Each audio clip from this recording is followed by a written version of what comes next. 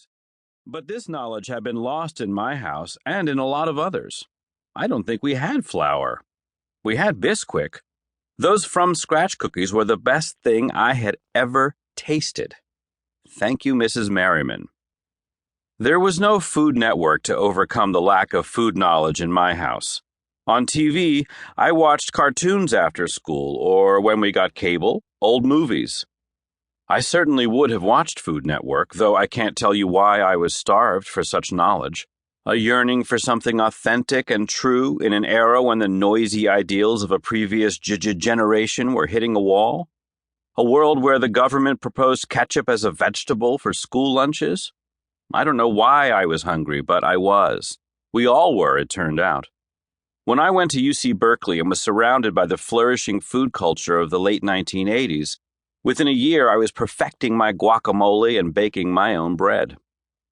By 1996, around 31,000 people over the age of 18 were watching Food Network, the term used by those who work there. Outsiders call it the Food Network, and about a third of those viewers were from households with children. In New Hyde Park, New York, a shy teenager named Todd Mitgang was watching. His mother never used any green but iceberg lettuce, and every meat was prepared the same way. A shake of salt, a shake of garlic powder, and under the broiler. The best restaurant he had ever been to was a Benihana. He ordered Rocky's Choice. The stir-fry was a revolution to him. It combined steak and chicken.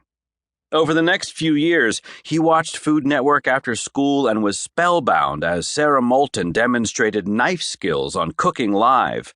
Mario Batali cooked with fresh garlic, and Emeril threw something spicy on meat and exclaimed, "Bam!" Fast forward to 2012, when Todd opened Crave Fish Bar, a seafood restaurant in Manhattan. A reviewer wrote, "Mitgang slices scallops thin and douses them in enough curry oil to heat up Manitoba. He adds sliced heirloom cherry tomatoes to black bass sashimi for the right amount of zing. Then he ups the ante with king salmon that's cut as thick as corn-fed ribeye. Roll over, Benihana. Tell McDonald's the news."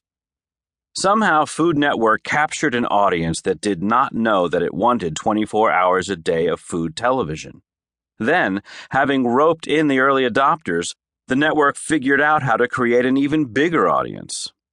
Food Network is not single-handedly responsible for the food revolution, but it took what was happening in some food-forward pockets of the world, including, fortuitously, those within a 3-mile radius of its Manhattan headquarters, and delivered it to everybody. It made converts, and yes, sometimes in its greed and ambition, it perverted the message along the way. Then it kept pulling out a divining rod to learn what fresh pockets had formed, and honed the message to fit the new reality it had helped create. For this book, I interviewed nearly everyone you will meet here, and many you won't. Stars, executives, makeup artists, drivers, agents, producers, web developers, prep cooks, and many others. I read original documents, strategic plans, research reports, old marketing pamphlets, press releases, and news articles.